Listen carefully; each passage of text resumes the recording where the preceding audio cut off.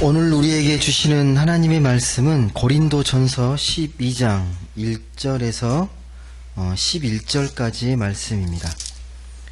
고린도전서 12장 1절에서 11절까지의 말씀을 같이 보도록 하겠습니다.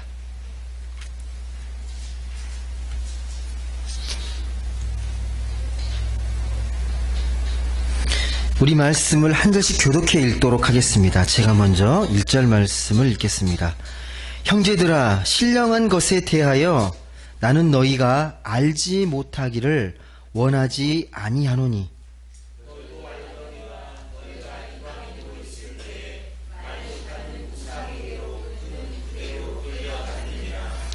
그러므로 내가 너희에게 알리노니 하나님의 영으로 말하는 자는 누구든지 예수를 저주할 자라 하지 아니하고 또 성령으로 아니하고는 누구든지 예수를 주시라 할 수 없느니라. 직분은 여러 가지나 주는 같으며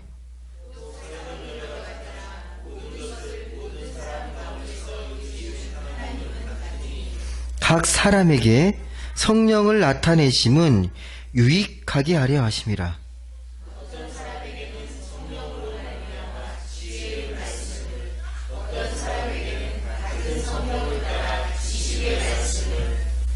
다른 사람에게는 같은 성령으로 믿음을, 어떤 사람에게는 한 성령으로 병 고치는 은사를,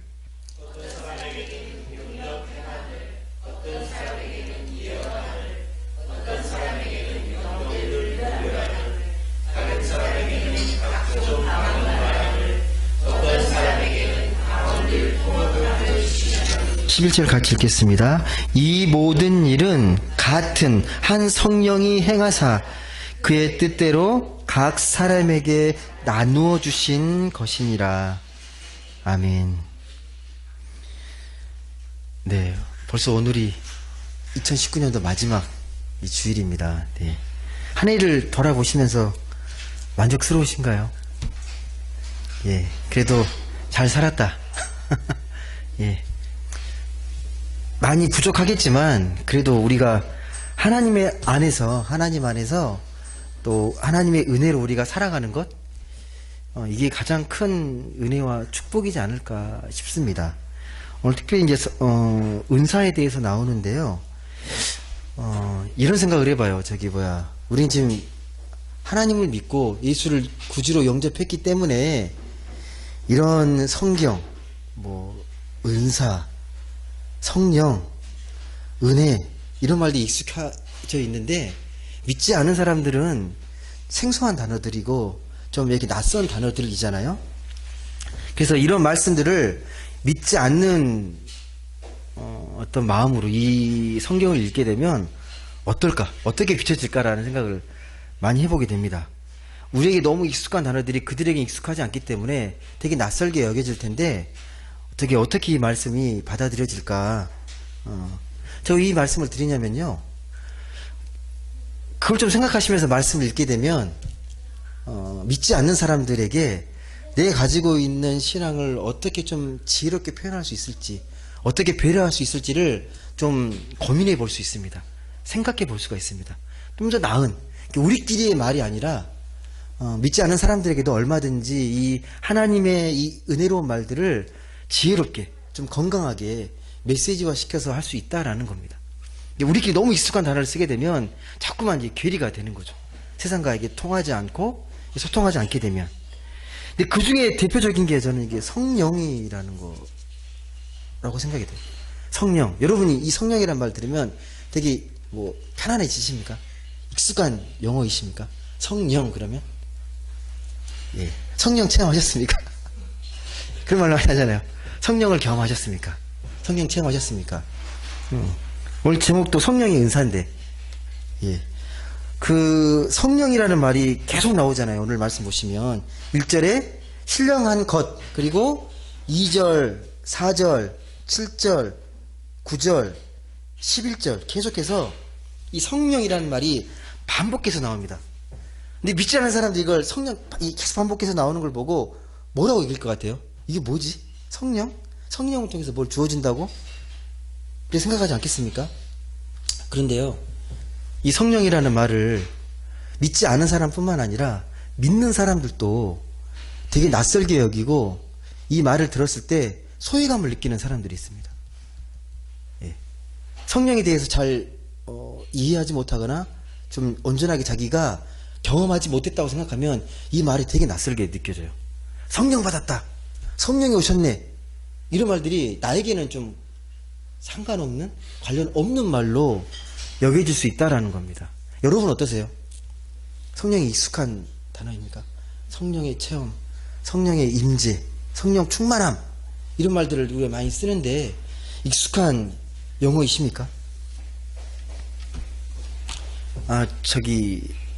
전에 그 집사님이 늘 저에게 기도 제목 부탁하고 고민했던 게 다른 게 아니고요, 하나님의 음성을 한번 들어봤으면 좋겠다는 걸 되게 많이 이야기하셨거든요. 성령을 좀 경험해 보고 싶다. 내가 교회 다닌 지가 10년이 넘었는데 남들은 그렇게 뭐 세일 모임 때 이렇게 뭐 하나님이 이렇게 말씀해 주셨다, 하나님이 이렇게 감동을 주셨다 하는데 나는 한 번도 그렇게 말을 할 수가 없었다. 뭔지도 모르겠다. 제발 나에게도 그런 경험을 좀 줬으면 좋겠다라고 그렇게 기도 제목을 부탁하신 분이 계셨어요. 여러분 어떠신지 모르겠습니다. 네, 여러분 근데 성령에 대한 바른 이해가 필요합니다. 성령에 대한, 처음 했는데도 모를 수도 있어요. 경험을 이미 충분히 하고 있는데 자기는 경험하지 못했다고 여길 수 있습니다. 제가 전에 그 성령이라는 이게 헬라어로 우리 신약 성경에 기록되어 있으니까 푸뉴마라고 제가 말씀을 드렸거든요. 헬라어로 푸뉴마인데, 그러니까 영이라는 뜻 외에도요, 바람, 숨, 기운이라는 뜻이 담겨 있습니다. 이 뜻이 이 영이라는 뜻이요. 헬라어 푸뉴마. 그러니까 고대 헬라어를 사용했던 사람들은 이 말을 어떻게 썼냐면요, 그러니까 우리 동양식으로 말하면 뭐 기 같은 걸로 여겼던 게 이 푸뉴마였어요. 영이라는 단어입니다. 여러분 바람은 우리 보이지 않아도 잘 아시죠? 설명하지 않아도 뭔지 잘 아실 겁니다. 바람을 느끼고 충분히 경험할 수 있으니까 바람 그러면 충분히 우리가 알 수 있습니다. 실제 일상에서 잘 경험되기도 하고 충분히 바람이 뭔지 설명할 수도 있으니까 바람은 눈에 보이지 않지만 근데 우리가 충분히 이해할 수 있는 겁니다. 근데 당시 고대 헬라 사람들이 이 바람을 영처럼 이해했다는 거예요. 바람을 영처럼. 여러분 바람이 실제로 존재합니까? 바람이 실체입니까? 과학 시간도 아닌데 근데 제대로 이해가 필요해서, 바람이 실체입니까? 바람이 실제로 존재하는 거냐는 거죠. 제가 알기로는 이 바람은 공기가 이동할 때 나타나는 그냥 물리적 현상 아닌가요? 저보다 분명히 우리 유지사님 과학적 원리 너무 잘하셔가지고 설명을 잘 하실 텐데, 제가 과학은 잘 모르지만요, 제가 이걸 알아봤어요. 바람이 뭔지. 근데 바람이 분다는 게 공기 입자가 움직이는 거라고 그러더라고요. 공기 입자가. 그래서 공기 입자 밀도가 높으면 바람이 세게 느껴지고 밀도가 약하면 약하게 느껴진대요. 예를 들면 달 같은 데 가면 아무리 바람이 세게 불어도 밀도가 낮으니까 세게 안 느껴진다고 이렇게 얘기하더라고요. 그렇게 느꼈어요. 당시에 이 고대인들은 이 바람을 매우 신비로운 걸로 여겼습니다. 이 과학적인 지식이 없었기 때문에 보이지도 않잖아요. 손에 잡히지도 않아요. 근데 뭔가 힘으로 느껴지잖아요. 되게 강력한 힘으로 느껴지기도 하고 막 그러니까 되게 신비롭게 여깁니다. 없다가도 순식간에 생기고 또 다시 사라지고, 뭐 봄에 따뜻한 바람이 불면 막 생명이 막 살아나는 것 같고, 막 가지에 나뭇가지 막 생명이 움트고, 근데 바람이 점점 차가워지고 가을이 되고 겨울이 되면 생명체들이 다 죽잖아요. 이 바람이라는 존재가 되게 신비로운 거예요. 그들이 봤을 때는요. 생명과도 같은 거예요. 생명을 불러일으키기도 하고 없애기도 하고, 그게 푸뉴마였다는 거예요. 자기들이 느끼기에는. 그 능력을 헬라 사람들이 푸뉴마라고 말합니다. 이렇게만 쓰는 게 아니고요, 또 한 가지가 더 있는데, 우리 인간의 삶이 있죠. 인류의 뭐 역사나 우리의 삶도 보이진 않지만 뭔가 강력한 힘이 작용한다고 믿었어요. 힘이 있다고. 우리를 희망을 갖게 하기도 하고, 어쩔 때는 절망하게 하기도 하고 그게 뭔가 보이진 않는데 뭔 힘이 있다고 여겼습니다. 이것도 푸뉴마로 여겼습니다. 예술가들이 우리가 보지 못하는 탁월한 안목들이 있잖아요.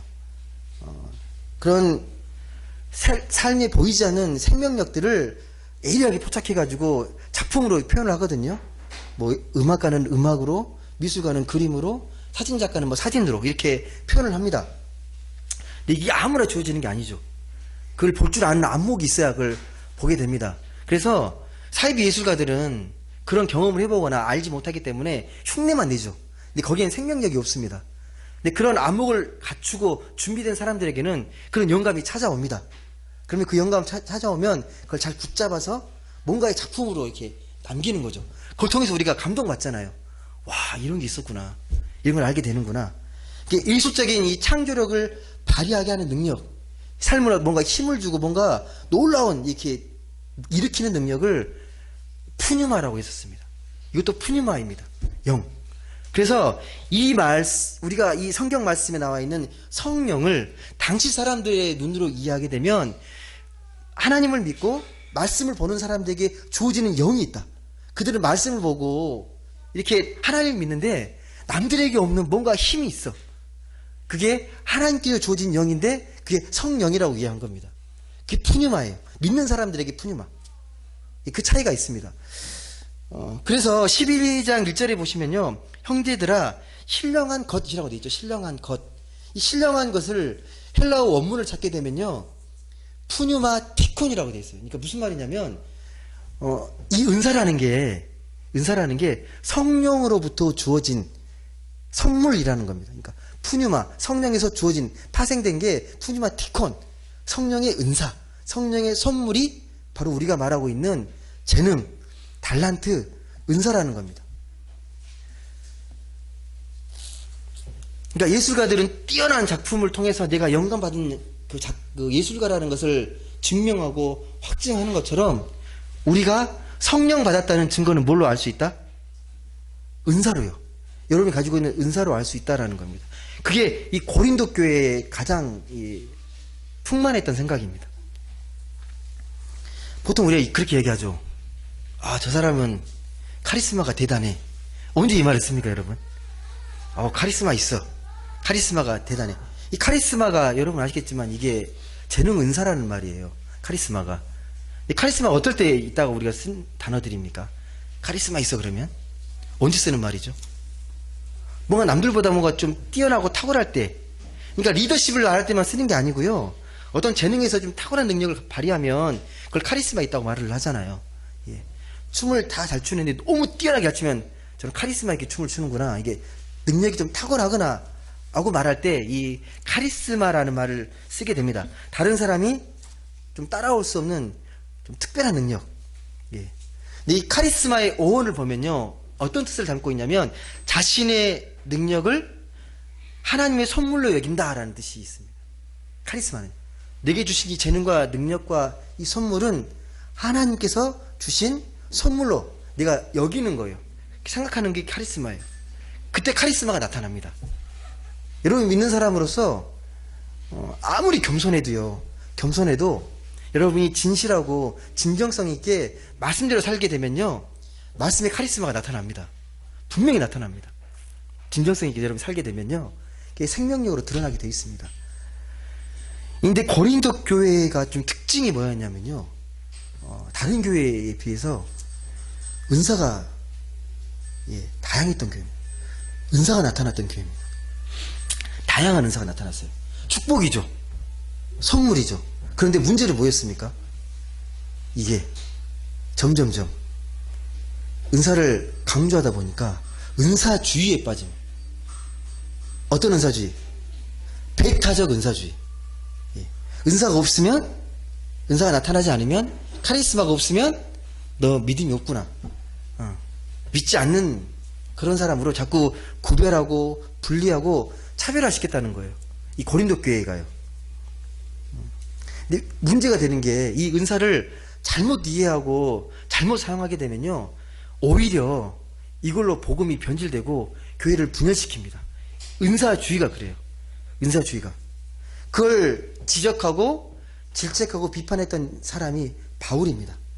고린도 교회에 나타나는 그 나타난 현상들을 보고서 바르게 네가 복음적으로 어떻게 이해해야 되는지 고린도 교회에 대해서 바른 가르침을 주고 그것을 권면하기 위해서 쓴 서신이 이 고린도 전서예요.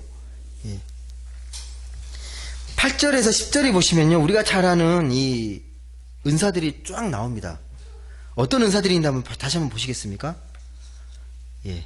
어떤 사람에게는 성령으로 말미암아 지혜의 말씀을, 어떤 사람에게는 같은 성령을 따라 지식의 말씀을, 또 어떤 사람에게는 믿음을, 또 병 고치는 은사를, 능력 행함을, 예언함을, 영들 분별함을, 각종 방언 말함을, 또 방언을 통변하는 은사. 여러분 이 은사들 다 아시나요? 어떠세요? 다 들어봤던 은사이십니까? 이 은사들? 그런데 여기서 여러분 제가 일일이 설명드리진 않겠고요. 마지막에 나온 은사가 뭡니까?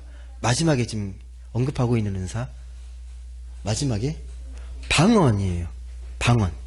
마지막에 방언을 기록했다는 것은 방언에 대해서 뭔가 이야기하고 싶은 거예요.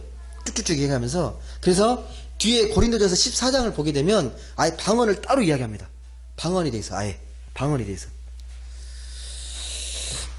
여러분 그 방언 은사가 어떤 건지 아시죠? 방언이 어떻게 하는 게 방언입니까? 방언 하실 줄 아시는 분? 예, 방언이 뭐예요? 방언의 은사 그랬는데, 방언이 어떻게 하는 게 방언이죠? 요즘 사람들에게 이걸 이해시키려면 외국어로 말하는 랩이라고 하면 좀 편할 거예요. 외국어로 말하는 랩, 그 정도? 아니, 그러니까 알아들을 수 없는 말로 하나님을 이렇게 기도하는 방법. 우리가 들어서 다 하는 게 아니라 알아들을 수 없는 언어로 하나님께 기도하는 방법이 방언이에요. 그러니까 내가 하고 싶다고 하는 게 아니고 그런 선물로 주어졌을 때 방언의 기도를 이제 하게 되는 거죠. 네. 근데 여러분 이 방언을 받게 되면 여러분 어떨 것 같아요? 내가 방언하게 되면 내 마음이요. 방언하게 되면 내 마음이 어떨 것 같아요? 이 방언을 경험하게 되면 신앙적으로 이게 어떤 경험일 것 같습니까? 방언의 경험이. 참고로 이 방언을 한다고 다 방언일까요? 모르는 말로 막 기도한다고? 만약에 그게 다 구별이 필요 없다라면 방언 통변 은사라는 말이 안 나와요. 그러니까 얼마든지 할 수 있지만 이게 성령에 의한 것인지 악한 영에 의한 것인지를 구별이 필요하니까 방언을 통역하는 것, 방언 통변의 은사도 기록을 해둡니다. 근데 여하튼 간에 방언을 하게 되면 어떤 느낌일 것 같으세요? 옆에 있는 사람은 방언을 못해요. 나만 방언을 해요. 그럼 어떻게 느낄 것 같아요, 여러분이요? 뭔가 이게 기분이 좀 남다르지 않겠습니까? 좀 더 내가 하나님을 더 잘 믿은 것 같고, 이 사람보다 내 믿음이 더 좋은 것 같고, 그런 느낌이지 않겠습니까? 마치 예를 들면, 여러분들이 남들이 가보지 못한 남극, 에베레스트산 이런데 등반하다 왔어요. 주위에 아무도 없잖아요. 그러면 좀 자랑스럽지 않겠습니까? 너 남극 가봤어? 응? 아무나 가는 게 아니야. 응? 에베레스트 올라가 봤어. 거기는 정말 사람이 올라갈 수 없는 산이야. 그런 특별한 경험이 있게 되면 뭔가 자부심이 있잖아요. 프라이드가 생기잖아요. 근데 이게 어떻습니까? 이게 좀 강해지면 우월의식을 갖게 되잖아요. 그 경험 때문에. 방언도 그랬다는 거예요. 당시 고린도 교회에서 방언하는 사람과 방언하지 않은 사람으로 분리를 한 거예요. 예. 너는 아직도 방언 못하냐? 하나님 믿는데 왜 방언 못하냐? 라고 자꾸 하는 거죠. 그래서 이 14장 보면요, 아예 방언을 따로 띄어가지고 그 방언의 위험성에 대해서 강하게 비판합니다. 그래서 이 방언하는 사람들이 예배 시간에도 방언하고 막 하니까 예배 방언 못한 사람들 자꾸 위축이 되는 거죠. 방언 못한 사람 자꾸 무시하게 되고. 방언만 그러겠습니까, 여러분? 이 방언을 대표적으로 이야기했는데, 만약 여러분에게 병 고치는 은사가 있다면, 사람을 막 다 고치는 이 은사가 있어요. 그럼 여러분 어떻게 생각할까요? 여러분은 네 자신에 대해서 어떻게 여길 것 같으세요? 남보다 더 뛰어나잖아요. 그러면 더 웃줄을 대고 이렇게 교만해지겠죠. 예. 근데 만약 이걸 인정해주지 않으면 속상하게 생각하고 불만스럽게 여기겠죠. 나의 이 재능이 있는 거, 이 은사를 인정해주지 않게 되면 되게 불만스럽게 여길 겁니다. 근데 이게 우리 사람들이 갖고 있는 일반적인 심리 현상이에요. 내가 뭔가 다른 사람보다 좀 더 특별한 경험, 특별한 걸 갖고 있으면 뭔가 자랑하고 싶고 견주고 싶고, 그래서 이걸 인정해주지 않으면 불만을 갖게 되고, 좀 더 내가 그래도 너보다 낫다는 소리를 듣고 싶은 게 사람의 그 심리라는 거예요. 기본적으로 다 깔려 있습니다. 예. 이 은사 문제가 이 교회 공동체로 한정되지 않고 교회에서만 그런 게 아니라 나가서도 그래요. 나가서도 밖에서도요. 밖에 나가서도 똑같습니다. 그러니까 이 말씀에 기록되어 있는 은사의 종류뿐만 아니라요. 예를 들면 여러분 공부 잘하는 것, 말씀 이 복음에 비춰보면요, 공부를 잘하는 것도 은사예요. 다 공부 잘하게 되어 있지 않습니다. 예. 열심히 노력하면 된다고 하는데 특별히 공부를 더 잘하는 사람들이 있어요. 그걸 인정하셔야 됩니다. 똑똑한 사람들이 있어요. 공부에 좀 이렇게 더 발달된 사람들이 있습니다. 그리고 뭐 노래 잘 부르는 것도 은사고, 춤 잘 추는 것도 은사고, 축구 잘하는 것 다 은사입니다. 각자에게 주어져 있는 그 은사라는 게 있습니다. 그걸 우리가 아까 말했던 것처럼 카리스마인 거죠. 세상 모든 사람들이 그런 것들을 되게 부러워하고 자랑하는 거죠. 근데 나에게 있는 것을 생각하지 않고 남에게 있는 것만 자꾸 부러워하니까 그게 자꾸 내 마음을 힘들게 하는 거죠. 비교하면서. 그게 절대적인 것인 걸로 이해를 하니까. 그런 나에게 주어진 은사를 감사하며 살면 좋은데, 다시 말씀드리지만 이 주어진 걸, 나에게 주어진 것을 자꾸 자랑한다는 거예요. 자랑하게 되고 교만한 마음을 갖게 된다는 게 문제입니다. 그리고 내가 갖고 있는 은사를 다른 사람들이 갖고 있지 않은 거에 대해서 자꾸 무시하는 거죠. 없는 거에 대해서. 근데 고린도 교회에서 그런 문제가 있었어요. 너무 심각했어요. 심각하니까 편지를 쓴 거죠. 그렇게 하지 말라고 제발. 길게 편지를 쓴 겁니다, 바울이. 근데 오늘날은 안 그러느냐? 오늘날도 그래요. 비슷합니다. 내용과 모양만 바뀌었지 은사나 이런 것들에 대한 강조점, 또 신학에 대해서 무시하고 나에게 없는 것들에 대해서 자꾸 이게 좀 불만을 갖는 것 비슷합니다. 다시 말씀드리지만 바울은요, 은사 자체를 부정한 게 아니라 은사를 잘못 이해하고 남용하는 거에 대해서 경계하는 겁니다. 그에 대해서 오늘 말씀은 분명히 해요. 그 은사가 잘못되게 되면 공동체가 분열되고 파괴된다는 거예요. 잘 써야 된다는 거예요. 주어진 것을 겸손하게. 한번 4절에서 7절 말씀 보시게 되면 강조점이 그거예요. 은사는 여러 가지지만 어떻다고요? 성령은 같다고 하는 거죠. 그리고 직분도 여러 가지만 주는 같아요. 사역은 여러 가지나 모든 것을 모든 사람 가운데서 이루시는 하나님은 같습니다. 이게 중요해요. 그러니까 아무리 은사가 다양해도 그걸 주신 분이 누구라는 겁니까? 성령.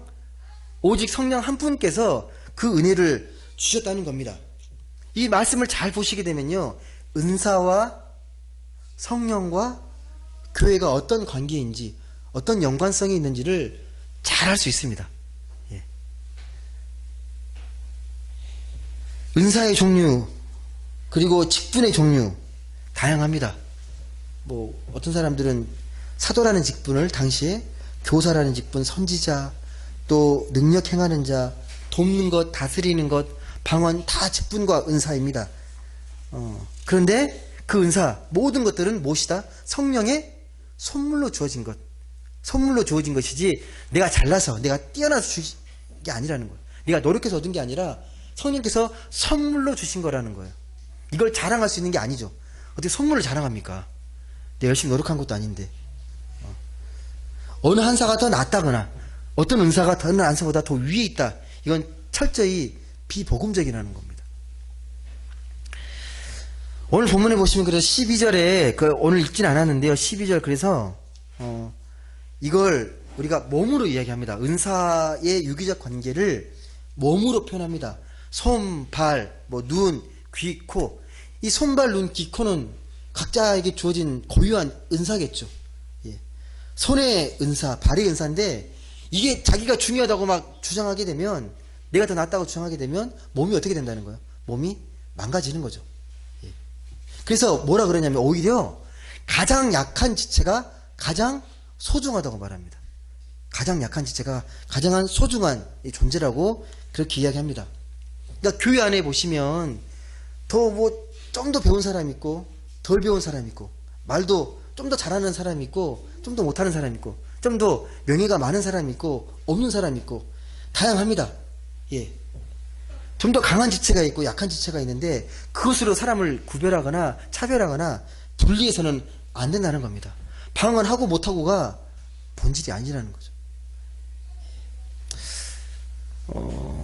여러분은 이 방언 은사가 여전히 유효하다고 생각하시나요? 이 시대에도? 이 논쟁이 아직도 치열하거든요. 오순절 때 이미 끝났다고 말하는 분도 계시고 여전히 이 방언과 이 성령의 은사들은 여전히 계속된다라고 말하시는 분들이 계십니다. 근데 아직 뭐 결론이 난 게 아니어서 제가 말씀드리는 이유는 어떠한 은사든 그 은사는 성령께서 주어주신 거고 그건 선물이기 때문에 자랑할 거리가 아니라는 거예요.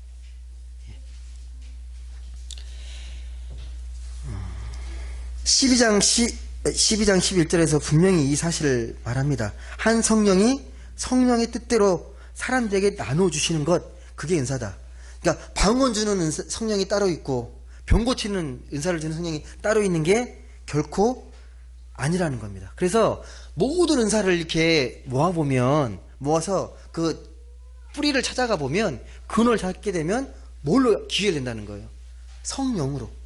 그러면 모든 은사는 성령의 주관을 받아야 합니다. 성령의 통제를 받아야 되는 거예요. 성령의 지배를 받아야 그 성령이 온전해질 수 있다라는 겁니다. 예를 들면 이거예요. 회사가 있는데 회사에서 각 그 역할에 따라서 부서가 나눠지잖아요. 부서가 나눠지고 거기 팀장 뭐 부장을 막 세웠는데 다양하게 세웠지만 자기 부서의 자기 팀장이 자기 부서가 가장 중요하다고 다른 부서를 무시하고 이것만 중요하다고 막 강조하게 되면 회사가 되겠습니까? 그런 목적이 아니잖아요. 똑같습니다. 이 성령 안에 주어진 은사가 이게 가장 중요하다고 자기 것만 강조하게 되면 교회는 무너지게 되어 있습니다. 예. 각자 주어진 은사를 귀하게 여기고 존중하고 배려하는 게 매우 중요합니다. 예를 들면 저는 목사라는 직분과 은사를 받은 사람이잖아요. 제가 잘나서 받은 게 아니라 그런 소명을 주어서 제가 교회를 세우고 말씀을 전하고 교회를 목회를 합니다. 그런데 정말 뭐 교회가 잘 돼서 뭐 교회도 뭐 커지고 막 부흥되고 막 하는데 저는 성령과는 아무 상관없이 막 그런 야망과 꿈을 꾸면서 막 키우면 저는 아무런 이 성령과는 관계 없는 사람이에요. 아무런 의미가 없습니다. 제가 성령과 친밀하지 못하게 되면요 목사로서 아무런 의미와 가치가 없다라는 거예요. 교회가 커지고 이런 건 저에게는 아무런 의미가 없는 일이 됩니다. 그뿐만 아니라요 이 은사는 우리 삶과 깊은 관련이 있습니다. 모든 게 다 은사예요. 제가 집에 가면 한 아내의 남편이고 또 이 아이들의 아버지거든요. 내가 그 아무리 그렇게 남편의 역할을 잘하고 아버지 역할을 잘해도 성령과의 관계가 깊지 않으면요 의미가 없습니다. 세상적으로 아무리 잘해줘도요 나에게는 그 은사를 잘 사용한 게 아닙니다. 그 따지고 보면 나는 정말 역할을 잘하고 있어. 이 착각일 가능성이 되게 높습니다. 많은 사람이 그러잖아요. 이 정도면 괜찮은. 특히나 그 가정에서 남편이 나 같은 남편 없다고 자꾸 나 같은 아내가 없다고 그러고 나 같은 딸이 어딨냐고 나 같은 부모가 어딨냐고 말하는 게 대부분 이게 착각입니다. 부족하게 느끼는 게 되게 복음적인 거예요. 완벽할 수가 없거든요. 중요한 건 아무튼 좀 말씀을 좀 정리해 보면요. 우리가 성령의 은혜로, 성령의 선물로 이 은사를 받았는데, 과연 그게 성령과 친밀함 속에서 이 은사가 무엇인지를 우리가 잘 이해하지 못하고 잘 깨닫지 못한다는 것. 이게 좀 많이 문제가 됩니다. 그러니까 이게 진짜 성령이 주시는 은사인지 아닌지를 내가 구별하지 못하기 때문에 혼란이 자꾸 발생돼요. 자신의 은사와 직분이 정말 성령으로부터 주어졌는지 아니면 아닌지 그걸 구별할 수 있는 방법이 오늘 분명하게 기록되어 있습니다. 한번 7절 말씀 한번 읽어보겠습니다. 내게 정말 주신 은사가 성령의 은사인지 한번 7절 보겠습니다. 같이 읽겠습니다. 시작.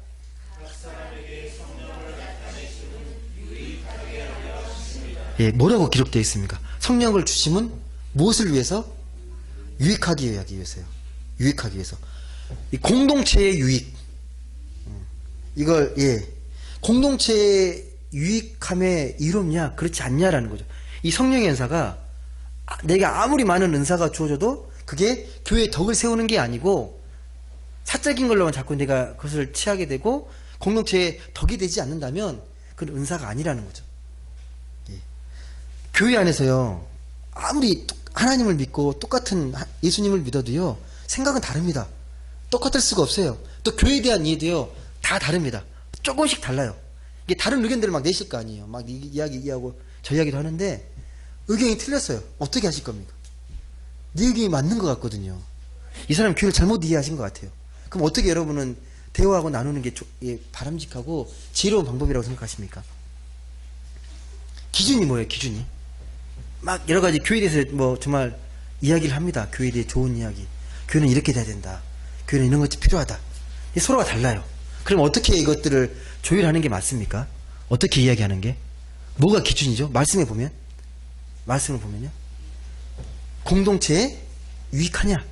교회에 덕이 되느냐? 그러니까 정말 틀린 게 아니라면 더 배려하고 양보해야 되는 거죠. 예. 이게 말처럼 쉽지 않아요. 예. 그러면 예, 교회가 막 싸움 나고 막 그러겠습니까? 그러니까 충분히 그렇게 생각할 수 있죠. 내가 분명히 더 바르게 이해하고 더 맞는 말인데 어떻게 이런 말들 다 수용하고 받아들일 수 있냐? 무조건 내가 양보해야 되냐라고 생각할 수 있는데 그건 말씀을 오해하신 겁니다. 무조건 참이라는 말도 아닙니다. 정말 진리고 본질이면요, 정말 어떻게 보면 용기 있게 싸워야 돼요. 진리에 대한 투쟁은 그렇습니다. 진리가 아닌 것들, 비본질적인 것들은 양보해도 전혀 문제가 없습니다. 여기는 교회잖아요. 하나님의 안에서 서로 이해하고 양보하고 사랑으로 섬기는 곳이기 때문에 의견이 맞다 틀리다를 따지는 곳이 아닙니다. 그런 의미에서 이 은사라는 것은 공동체의 유익이 돼야 됩니다. 자칫 은사와 직분을 잘못 이용하게 되면요, 오히려 성도 사이에 더 벌어지고 친교가 허물어질 수 있습니다. 고린도 교회에 그런 일이 실제 벌어졌다니까요. 은사 문제로 교회가 분열이 생기고 쪼개지고 많은 문제가 발생했습니다. 초대교회라고 다 이상적인 교회가 아니에요. 문제들은 늘 있었어요. 문제들은요. 근데 어떻게 그것을 바라보고 해결할 것인가, 그런 갈등이 있었을 때 어떻게 말씀으로 잘 해결할 것인가, 그게 중요합니다. 다시 말씀드리지만 은사와 직분은 성도들의 공동 이익, 공동체 이익에 부합하느냐 아느냐로 따지는 겁니다.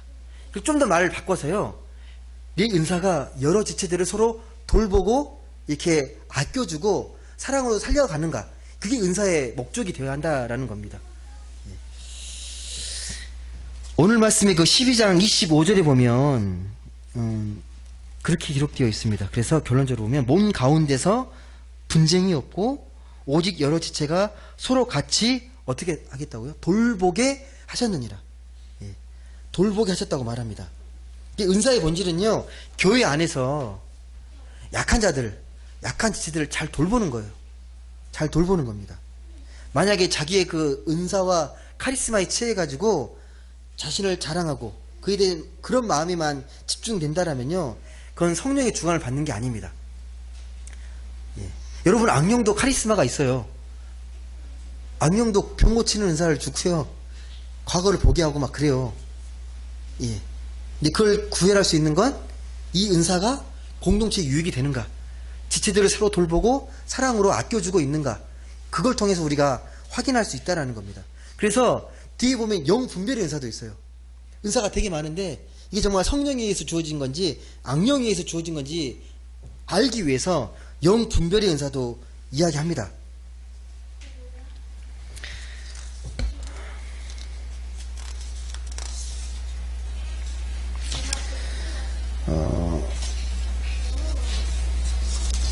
세상을 보게 되면요, 이제 양보하고 뭔가 이렇게 정직하고 이렇게 은사대로 이 말씀의 정신대로 살게 되면 이 손해 보는 것 같은 느낌이 되게 많이 듭니다.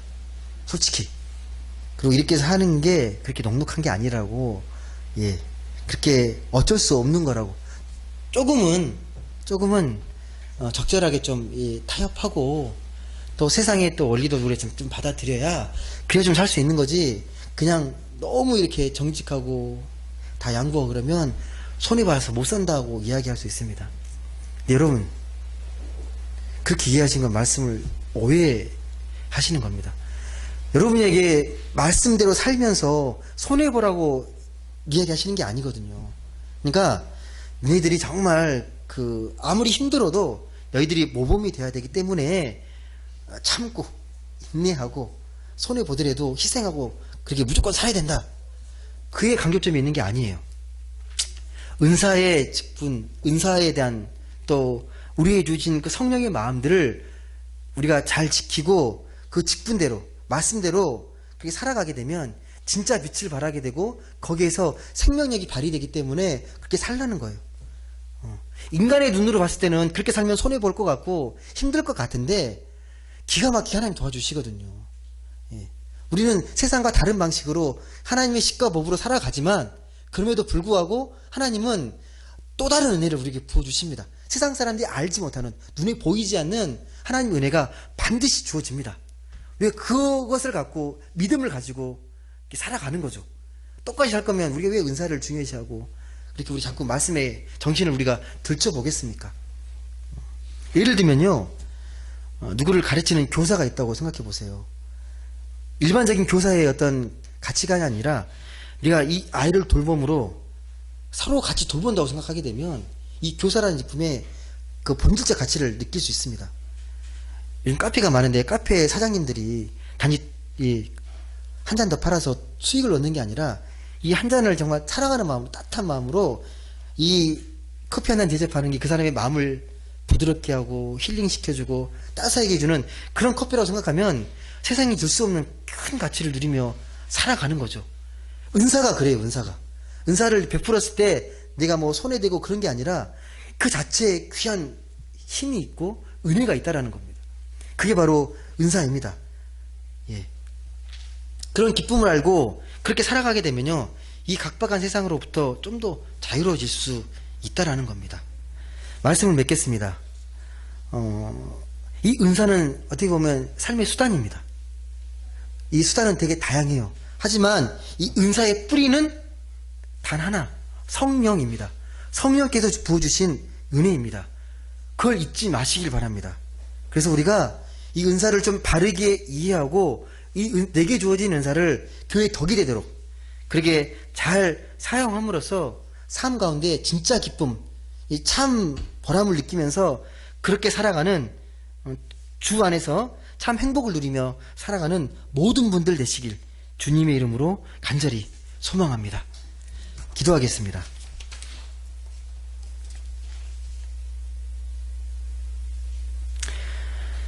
사랑의 하나님, 감사합니다. 오늘 이렇게 2019년도 마지막 주일 예배를 하나님께 올려드립니다. 하나님, 우리 마음 가운데에 여러 가지 또 불편하고 또 불안하고 또 걱정되고 또 고민되고 여러 가지 힘든 생각들, 또 여러 가지 미래에 대한 불안으로 마음이 많이 또 긴장되는 것들 다 내려놓고 여전히 우리와 하나님이 함께 계심을 늘 깨닫고 그 믿음대로 살아갈 수 있는 그런 은혜를 허락하여 주옵소서. 말씀에 보면 잘 믿는 것도 은사라고 했습니다. 그 믿음을 우리가 온전히 믿고 내게 주어진 귀한 선물과 같은 이 은사들을 이 세상 가운데 또 교회 공동체 가운데 잘 사용하고 활용함으로써 인생의 참 기쁨과 보람이 무엇인지를 바르게 깨닫고 그것을 행복으로 누리고 살아가는 우리 모두가 되게 하여 주옵소서. 감사드리며 사랑이 많으신 예수님의 이름으로 기도드립니다. 아멘.